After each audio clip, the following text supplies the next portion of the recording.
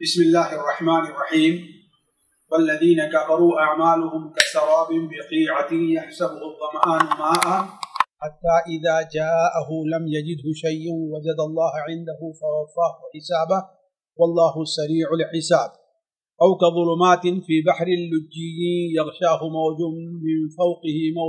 من فوقه سحاب ظلمات بعضها فوق بعض إذا أخرج يده لم يكد يراها ومن لم يجعل الله له نورا فما له من نور۔ پیارے بھائیو اور بہنوں، السلام علیکم ورحمۃ اللہ وبرکاتہ۔ پچھلے چند آیتوں میں اللہ تبارک و تعالی نے اپنے نور سے متعلق گفتگو کی تھی کہ وہ نور کہاں ہے، اس کا فائدہ کیا ہے اور وہ نور کن لوگوں کو دیا جاتا ہے۔ آج کی ابتدائی آیتوں میں یہ اللہ تبارک و تعالی واضح کر رہا ہے کہ اگر اللہ تبارک و تعالی کسی سے اپنا نور چھین لے یا جس شخص کو اللہ تبارک و تعالی نے نور دیا اور وہ اس نور کی قدر نہیں کرتا ہے، اس نور سے روشنی نہیں حاصل کرتا ہے، تو اس کی کیفیت کیا ہوگی؟ اسی کو اللہ تبارک و تعالی نے دو مثالوں سے واضح کیا ہے۔ ایک مثال پانی کی ہے اور ایک مثال اللہ تبارک و تعالی کے عذاب یعنی آگ کی۔ اور یہ مثالیں دیکھیں گے تو اللہ تبارک و تعالی نے متعدد بار قرآن مجید میں دی ہے، جیسے سورہ بقرہ ہی کے اندر منافقین کی مثال پانی اور آگ سے دی ہے، جس کو امام ابن کثیر رحمہ اللہ نے مائین و نارین سے تعبیر کیا ہے، یعنی ایسی مثال جسے آگ سے تشبیہ دی گئی ہے یا آگ کے عذاب کے تشبیہ دی گئی ہے، اور ایسی مثال جسے پانی سے تشبیہ دی گئی ہے۔ دیکھیے، پہلے ان آیات کو بیان کرنے سے پہلے میں آپ کو بتا دوں کہ ہمارے اور آپ کے مشاہدے میں بھی یہ بات ہے کہ کافر دو قسم کے ہیں، اور یہ بالکل واضح ہے۔ مثال کے طور پر کچھ کافر ایسے ہوتے ہیں جو نیک عمل اپنی عاقبت کے لیے کرتے ہیں، اپنے دین کے طور پر کرتے ہیں وہ عمل، اور کچھ ایسے ہیں کہ جو اس سلسلے میں کوئی عمل نہیں کرتے، ان کی زندگی بالکل حیوانوں اور چوپایوں جیسے ہے کہ اللہ تعالیٰ نے انہیں آنکھ تو دی ہے لیکن دیکھتے نہیں ہیں، اللہ نے انہیں کان تو دیا ہے لیکن سنتے نہیں ہیں، اللہ تبارک و تعالیٰ نے انہیں دل تو دیا ہے لیکن دیکھتے نہیں۔ تو وہ کالانعام بل ہم اضل، وہ چوپایوں جیسے بلکہ چوپایوں سے بڑے گمراہ ہیں۔ یہ دو قسم کے کافر ہمارے اور آپ کے سامنے ہیں۔ ایک وہ ہے جو نیکی کرتا ہے اور اپنے دین کو سمجھتا ہے، بلکہ اس میں سے بہت سے ایسے آپ کو ملیں گے جو اپنے دین کی تبلیغ اس محنت سے کرتے ہیں جس محنت سے ہم اور آپ نہیں کر پاتے، اور دوسرے جو ہیں ان کا حال آپ کو معلوم ہے، کھائے پیے اور مست ہیں، جس طریقے سے حیوان کھایا پیا قضاء حاجت کیا اور بس یہی حالت ان کی ہے۔ تو اللہ تبارک و تعالی نے ان دونوں کافروں کی مثال یہاں پر دی ہے۔ اب دیکھیے اللہ تعالیٰ فرماتا ہے والذین کفروا، یعنی اب تک تو جو مثال تھی وہ کن کی تھی؟ اہل ایمان کی تھی، جو اللہ تبارک و تعالی کے دیے ہوئے نور سے مستفید ہو رہے ہیں۔ والذین کفروا، اور وہ لوگ جن لوگوں نے کفر کیا ہے، یعنی اللہ تبارک و تعالی نے ان کے دل میں فطری طور پر نور تو رکھا، اللہ تبارک و تعالی نے ان کی طرف رسولوں کو تو بھیجا، اللہ تبارک و تعالی نے انہیں اپنے نور کے بارے میں معلومات تو دی، لیکن وہ اس کا انکار کرتے۔ تو والذین کفروا، اور وہ لوگ جنہوں نے کفر کیا، اعمالہم کسراب بقیعۃ یحسبہ الظمآن ماء، یہ ان کافروں کی مثال ہے جو کافر اپنے دین کے مطابق نیک عمل کرتے ہیں، جو اپنے دین کی تبلیغ بھی کرتے ہیں، اپنے دین کی خوبیاں بھی بیان کرتے ہیں اور اس کے لیے لوگوں سے لڑائی بھی کرتے ہیں. تو والذین کفروا اعمالہم کسراب، سراب کا معنی جیسے کہ ہوتا ہے سراب، یہ ہمارے اور آپ کے ہاں عام زبان لفظ بولا جاتا ہے کہ سراب اردو میں بھی استعمال ہے، جس کے معنی کیا ہوتا ہے؟ خیال کے ہوتا ہے. یعنی دور زمین کے اوپر آپ کو ایسا محسوس ہوگا، اور خاص طور پر یہ ہوتا ہے دوپہر کے بعد. آپ اس کا تجربہ کرنے کے لیے عام طور پر ابھی جو نکلیے آپ دوپہر کے بعد اس روڈ کے اوپر، تو دور سے آپ کو ایسا ہی معلوم ہوگا کہیں روڈ کے اوپر پانی پڑا ہوا ہے. یہی ہے چیز سراب ہے، یہی چیز سراب ہے. یعنی دور سے تو پانی دکھائی دیتا ہے. اب یہ بتائیے کہ ایک شخص پیاسا ہو تو اس کی طرف کس قدر لپک کر کے جائے گا، لیکن وہاں پہنچنے کے بعد اس کا حال کیا ہوگا، افسوس کس قدر ہوگا، کیسی ناکامی ہوگی. تو یہی مثال ہے کس کی؟ ان لوگوں کی جنہوں نے کفر کیا ہے. اعمالہم کسراب بقیعہ، ان کے اعمال کی مثال کسراب، اس سراب جیسی ہے، اس سراب جیسی ہے.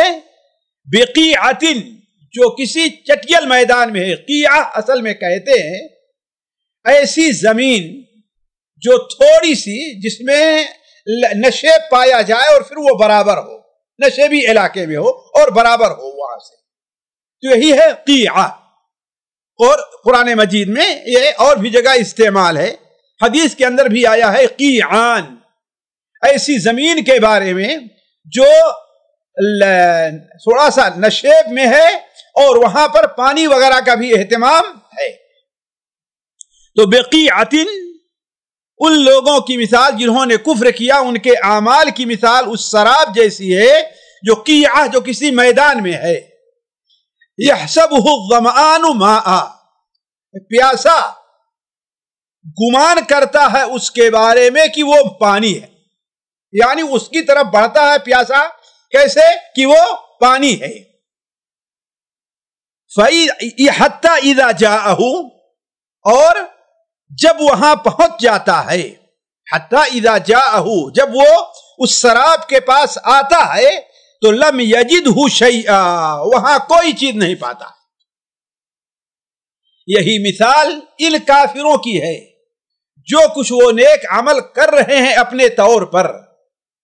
اللہ تبارک و تعالی ان کے نیکی اگر اللہ کی مخلوق کے ساتھ خیرخواہی کے طور پر ہے تو اللہ تبارک و تعالی ان کی نیکی کا بدلہ اسی دنیا میں انہیں دے دیتا ہے، اور آخرت میں کچھ بھی ان کے نہیں ہے. اور اگر نہیں مخلوق کی خدمت کے طور پر نہیں ہے بلکہ اپنے باطل معبودوں کی عبادت کے طور پر ہے، تو وہ لے کر کے جب اللہ تبارک و تعالیٰ کے پاس جاتا ہے تو اس کی مثال اس سراب جیسی ہے، وہاں پر کوئی نہیں. جیسے کہ اللہ تعالیٰ فرماتا ہے وَقَدِمْنَا إِلَى مَا عَمِلُوا مِنْ عَمَلٍ فَجَعَلْنَاهُ هَبَاءً مَنْثُورًا، ہم اسے ریت کے اڑتے ہوئے ذرات کی طریقے سے کر دیں گے. یعنی جن کا کوئی فائدہ نہیں ہوتا اور پکڑنے والا چاہے تو ان ذرات کو پکڑ بھی نہیں سکتا ہے، اڑتے ہوئے ذرات جو ہیں. تو حتی اذا جاءہ لم یجدہ شیئا، یہاں تک کہ جب وہاں پر پہنچتا ہے تو وہاں پر اسے کوئی چیز ملتی نہیں. ساتھیو، یہیں سے ہمیں اور آپ کو یہ عبرت ہونی چاہیے کہ ہم کوئی بھی کام کریں نیکی کا جس سے اللہ تبارک و تعالیٰ کی رضا جوئی جن اعمال سے ہوتی ہے، تو ان اعمال کو خالص اللہ تبارک و تعالیٰ کے لیے، تاکہ ہم جب اللہ تعالیٰ کے پاس پہنچیں تو وہ سراب کی طرح نہ ہو جائے، اس کی کوئی حیثیت باقی نہ رہے، ایسا نہ ہو. تو لم یجدہ حتی اذا جاءہ، جب وہاں پر یعنی اس سراب کے پاس پہنچتا ہے تو لم یجدہ شیئا، وہاں پر کوئی چیز، اس کو کوئی چیز نہیں پاتا ہے. یعنی شراب کو کوئی چیز، ظاہر بات شراب کوئی چیز ہوتی نہیں، صرف خیال ہوا کرتا ہے. تو یہ جو عمل کیے ہیں وہ اس کے صرف خیالات تھے، اس کی غفلت تھی، اس کو نیک سمجھا ہے کہ ہمارے لیے مفید ہوگا، حالانکہ وہ کچھ مفید نہیں ہے. وَوَجَدَ اللَّهَ عِندَهُ، لیکن وہاں پر اللہ تعالیٰ کو پاتا ہے. ظاہر بات یہ کب ہے؟ مرنے کے بعد ہے. کہ کافر اس دنیا میں جب عمل کر رہا ہے، اسی عمل پر جب اس کا انتقال ہوگا تو مرتے دم تک جو اپنا آگے بڑھ رہا ہے وہ یہ سمجھ رہا ہے کہ ہاں ہم نیک کام کر رہے ہیں، یہ ہمیں آگے چل کر کے فائدہ دے گا، ہمیں سورگ میں لے جائے گا، نرک سے ہم کو بچا لے گا، جہنم سے بچائے گا، جنت کی طرف لے جائے گا. لیکن کیا ہے، وہاں پر جب کچھ نہیں ملتا، البتہ اللہ تبارک و تعالی کو وہاں پر حساب کے لیے موجود پائے. کیا ہوگا؟ فَوَفَّاهُ حِسَابَهُ، تو اللہ تبارک و تعالی اسے اس کا حساب پورا کا پورا دے گا. یعنی اسے اللہ تعالی پورے کے طور پر عذاب دے گا. وَاللَّهُ سَرِيعُ الْحِسَاب، اور اللہ تبارک و تعالی بہت جلد حساب لینے والا ہے. اللہ تبارک و تعالی کو حساب لینے میں دیر نہیں لگتی. مخلوق کو سوچنا پڑتا ہے، دیری لگتی ہے، لیکن اللہ تبارک و تعالی اتنا سریع الحساب ہے کہ علماء کہتے ہیں کہ اللہ تعالی جس طریقے سے اس دنیا میں ایک ہی وقت میں سارے لوگوں کو روزی دے رہا ہے، ایسے ہی اللہ تعالی اگر چاہے گا تو قیامت کے دن سارے لوگوں کا حساب ایک ساتھ لے لے گا. یہ ہمارے آپ کے تصور سے باہر کی چیز، ہمارے آپ کے تصور سے باہر. ہم سوچ نہیں سکتے کیسے سب کا ایک حساب ایک ساتھ لے لے گا. تو اللہ تعالیٰ کیا ہے؟ سریع الحساب ہے. اللہ تعالیٰ بہت جلد حساب لے لینے والا ہے. تو یہ ان کافروں کی مثال ہے جو کافر اللہ تبارک و تعالی اپنے طور پر یہ سمجھ کر کے نیک عمل کرتے ہیں کہ اللہ تبارک و تعالی ان کے اس نیک عمل سے خوش ہو جائے گا اور اللہ تبارک و تعالی انہیں آخرت میں اچھا بدلہ دے گا، انہیں یہ ملے گا. کیوں؟ اس لیے کہ انہوں نے اس نور کی روشنی میں کوئی عمل نہیں کیا تھا جو اللہ تبارک و تعالی نے ان کی فطرت میں رکھا تھا یا اپنے نبیوں کے ذریعے اللہ تعالی نے جو کچھ دیا تھا. دوسرے کافروں کی مثال یا ظلمات. ساتھیو یہ آیت قرآن مجید کے منزل من اللہ ہونے کی دلیل ہے، بلکہ اسی صفحے کے آخری آیت بھی قرآن مجید کی حقانیت کی دلیل ہے. اس لیے کہ جس طریقے سے سمندر کا یہ منظر پیش کیا جا رہا ہے وہ منظر وہی شخص پیش کر سکتا ہے جس کے ساتھ سمندر میں یہ معاملہ پیش آیا ہو، جبکہ نبی صلی اللہ علیہ وسلم نے نبوت سے پہلے اس کے بعد کبھی سمندر کا سفر کیا ہی نہیں. آپ صلی اللہ علیہ وسلم کہ سمندر کی موجوں کے تھپیڑوں کے اندر آپ آئے ہوں. اسی لیے اس آیت کو پڑھ کر کے ایک مغربی دانشور مسلمان ہو گیا، اس لیے کہ وہ ایک سیاح تھا، بر اور بحر کا سفر کیا کرتا تھا. اسے جب قرآن مجید کا ایک ورقہ یہ صفحہ کہیں سے مل گیا اور جب یہ دیکھا کہ یہ کس طریقے سے دقیق منظر پیش کیا جا رہا ہے اس حالت کا کہ اندھیری رات ہو، طوفان ہو، بدلی چھائی ہوئی ہو اور اس وقت کوئی سمندر میں ڈبکیاں لگا رہا ہو، اس وقت تاریکی کا کیا عالم ہوگا، یہ وہی شخص بیان کر سکتا ہے جس نے ہماری طرح سمندر کے سفر کو آزمایا ہو. لہذا اس کا مطلب کہ وہ بھی کوئی بہت بڑا سیاح رہا ہوگا. لہذا اس کے بارے میں تلاش کرنا شروع کیا تو معلوم یہ ہوا کہ یہ نبی کریم صلی اللہ علیہ وسلم کے لائے ہوئے قرآن کی آیات ہے. اب آپ صلی اللہ علیہ وسلم کی سیرت پڑھنے لگا تو مسلمان ہو. یہ اعجاز ہے قرآن مجید کا. تو اللہ تبارک و تعالیٰ فرماتا ہے او کا ظلمات، یا اس تاریکیوں کی طرح سے. تاریکی نے ظلم نہیں، تاریکیوں، ایک سے زائد تاریکی. ابھی آگے آئے گا کہ ان تاریکی سے کیا مراد ہے. تو او کا ظلمات یا تاریکیوں کے طریقے سے ہے. کس میں؟ فی بحر لجی. لجی کے معنی ہوتا ہے گہرا بہت. پانی، ایسے سمندر میں جو بہت گہرا ہو، ایسے سمندر میں آج کل کے بھی علماء کہتے ہیں کہ سمندر کے پانی میں ایک تھوڑی سی تہ کے نیچے انسان چلا جائے، تاریکی ہی تاریکی ہے، روشنی جو ہوتی ہے اس کا گزر وہاں پر ہو ہی نہیں پاتا۔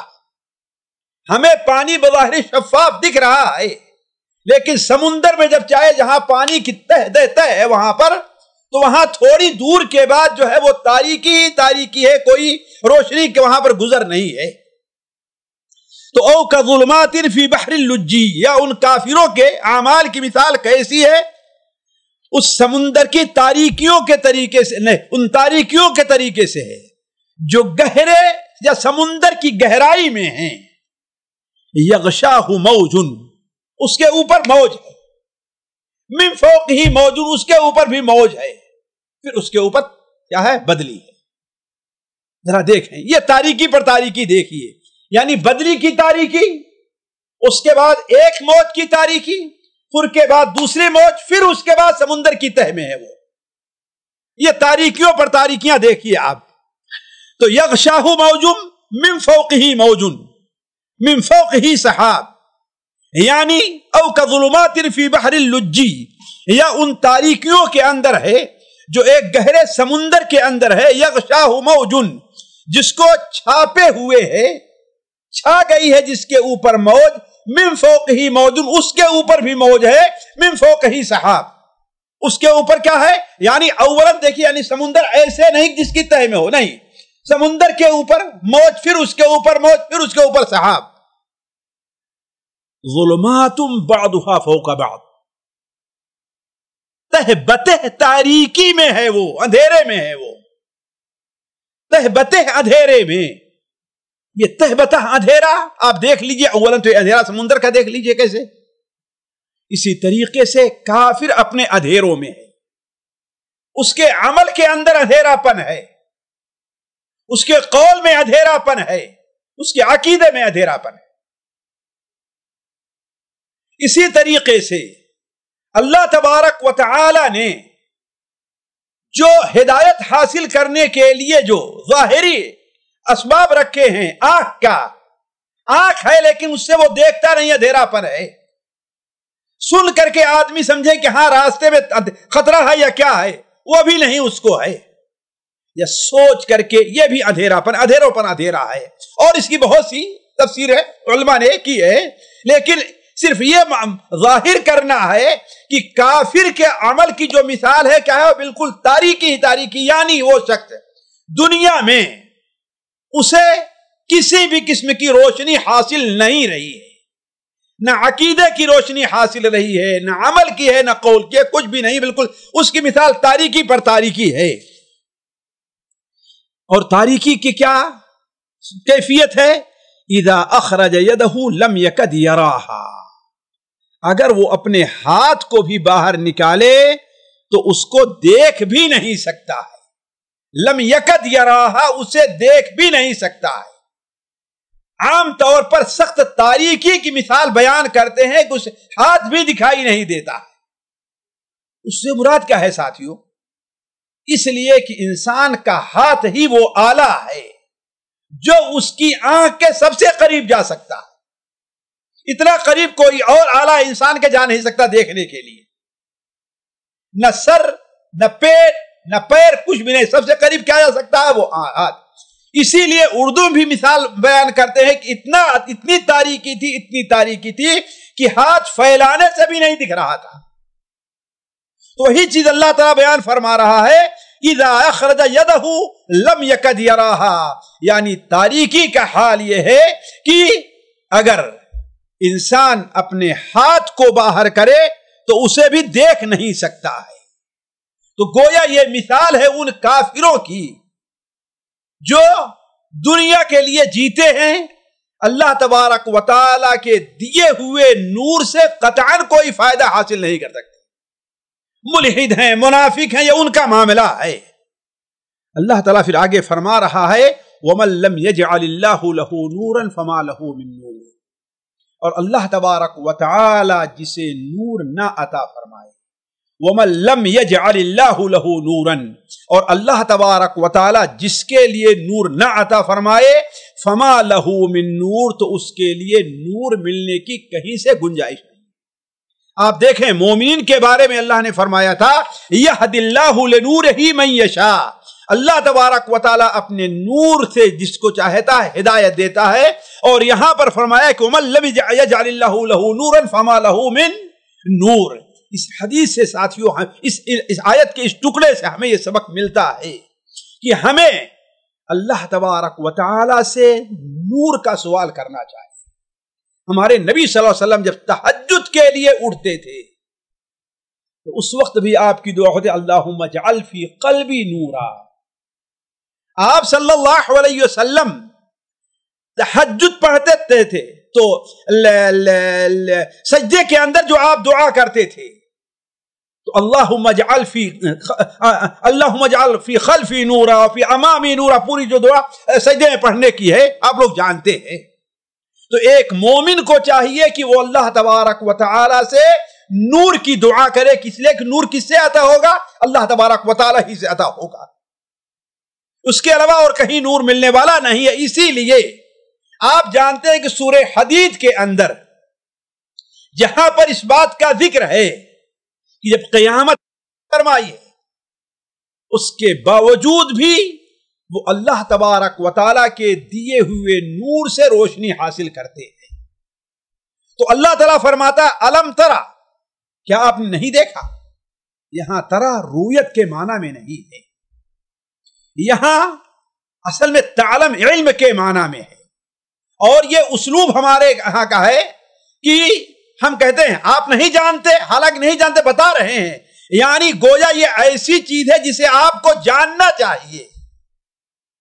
تو الم ترا، کیا آپ نہیں دیکھتے، کیا آپ یہاں معلوم نہیں ہے ان اللہ، بلا شبہ اللہ تبارک و تعالی یسبح له من فی السماوات والارض، آسمان اور زمین میں جو کچھ بھی ہے وہ اللہ تبارک و تعالی کی تسبیح بیان کرتے ہیں۔ آسمان میں فرشتے ہیں، مقربین ہیں، اللہ کی تسبیح بیان کرتے ہیں۔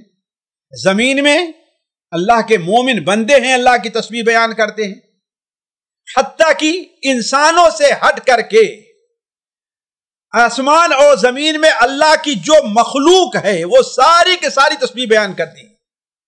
وَإِن مِّن شَيْءٍ إِلَّا يُسَبِّحُ بِحَمْدِهِ وَلَكِن لَّا تَفْقَهُونَ تَسْبِيحَهُمْ، اللہ تبارک و تعالی کی جتنی مخلوق ہے، وَإِن مِّن شَيْءٍ، کوئی بھی چیز ہے، إِلَّا يُسَبِّحُ بِحَمْدِهِ، اس کی تسبیح بھی بیان کرتی، اس کی حمد بھی بیان کرتی، اس لیے کہ حمد کے لائق وہی ہے جو تسبیح کے لائق ہے۔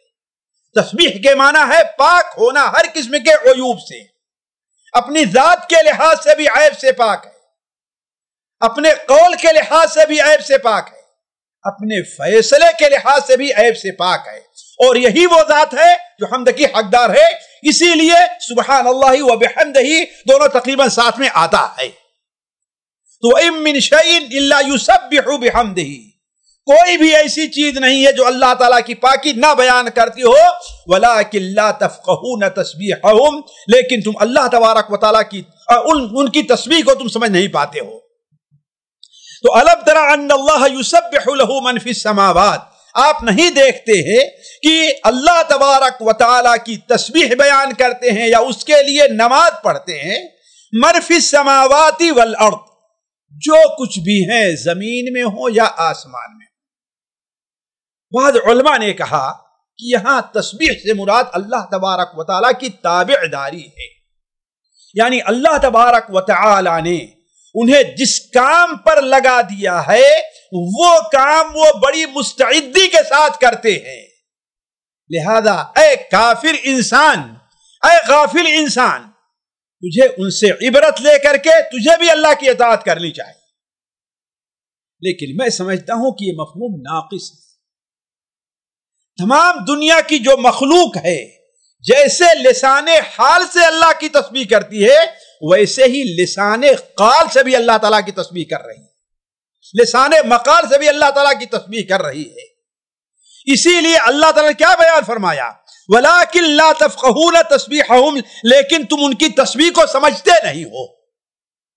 اور اگر صرف حال کا ہو تو ہر آدمی جانتا ہے کہ اللہ تبارک و تعالیٰ نے سورج کو جس کام پر مسخر کر دیا وہ کام کر رہا ہے، چاند کو جس پر مسخر کر دیا وہ کر رہا ہے، درخت کو جس پر مسخر کر دیا وہ کر رہے ہیں، سمندر کو جس پر مسخر کر دیا وہ کر رہے ہیں، تو وہ لسان حال تو ہے ہی، لیکن اصل تسبیح ہے کہ زبان لسان مقال اللہ نے تسبیح کرنے گویائی کی بھی طاقت عطا فرمائی ہے، لیکن ہم سمجھتے نہیں ہیں۔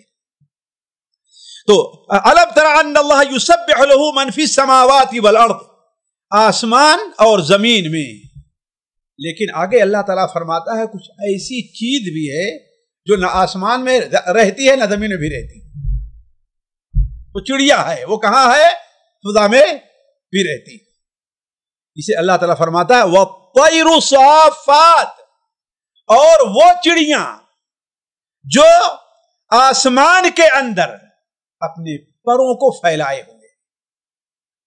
چڑیوں کی مثال اللہ تبارک و تعالیٰ نے اس لیے دیا ہے کہ کوئی بھی چیز ہے، حتیٰ کہ جہاز ہے جو چل رہا ہے ایسے، اگر اس کا انجن کام کرنا چھوڑ دے تو وہ نیچے آ جائے۔ آپ اگر اڑنا شروع کریں، کام کرنا چھوڑ دیں تو نیچے، لیکن چڑیاں اپنے پر کو پھیلا کر کیسے چھوڑ دیتی اور پھر انہیں سمیٹ بھی لیتی ہیں اور دور تک چلی جاتی ہے، وہ گرتی نہیں ہے۔ یہ اللہ تبارک و تعالیٰ کی دین ہے، اس لیے ان کا ذکر خصوصی طور پر کیا ہے، اور جیسا کہ سورہ ملک میں بھی اس کا ذکر ہے۔ تو وَالطَّيْرَ صَافَّاتٍ، اور اپنے پیروں کو پھیلائے ہوئے چڑیاں بھی اللہ تبارک و تعالیٰ کی تسبیح بیان کر رہی ہیں۔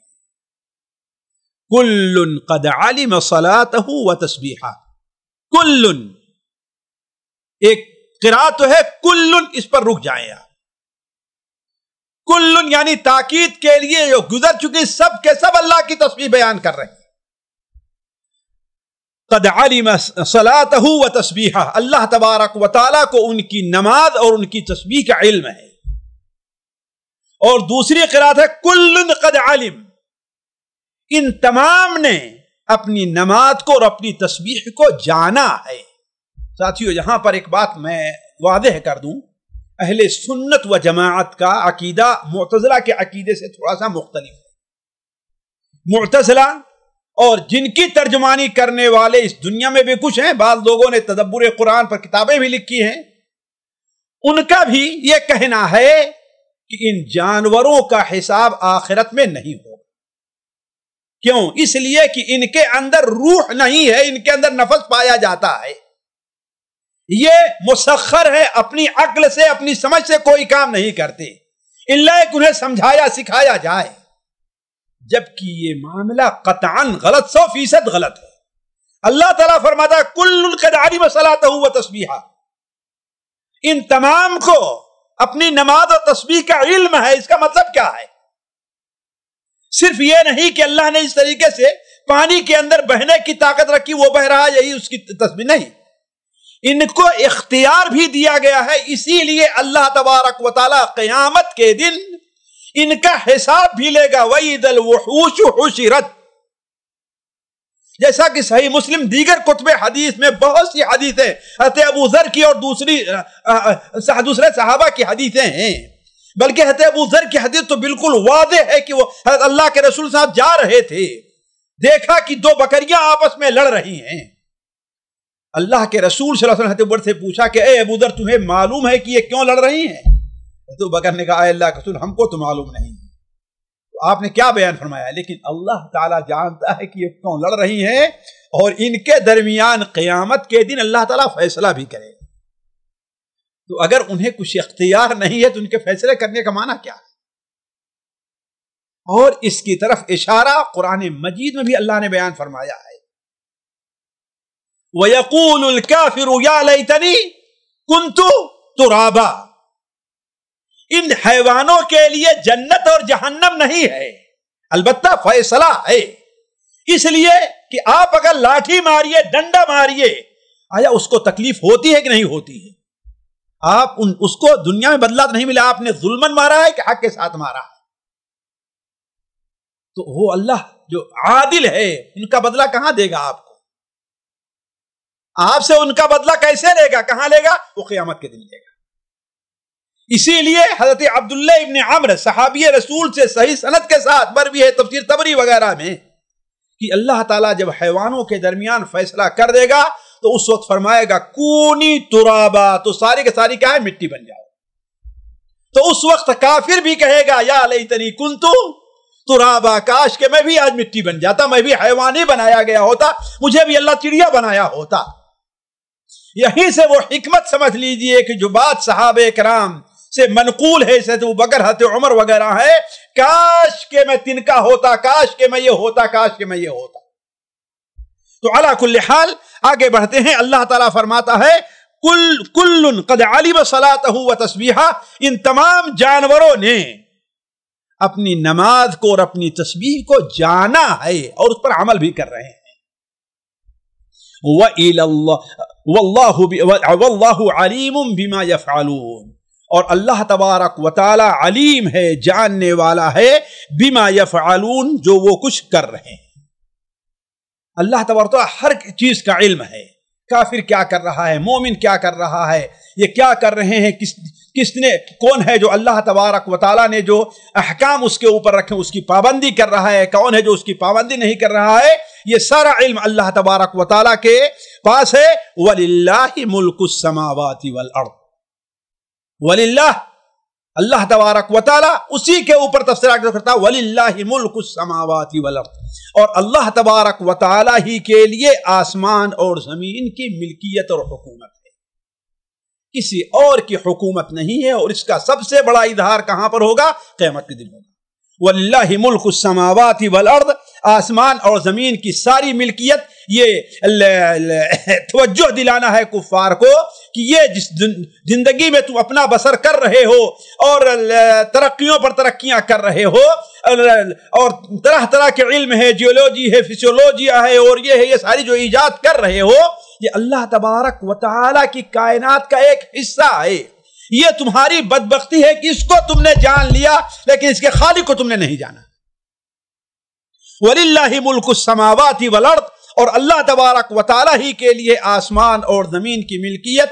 وَإِلَى اللَّهِ الْمَصِيرُ، اور اللہ تبارک و تعالی ہی کی طرف ہر ایک کا ٹھکانہ ہے، ہر ایک کو جانا ہے، یعنی ہر ایک شخص اللہ تبارک و تعالی ہی کی طرف جائے گا۔ یہ گویا بطور دھمکی کے بھی ہے کافی۔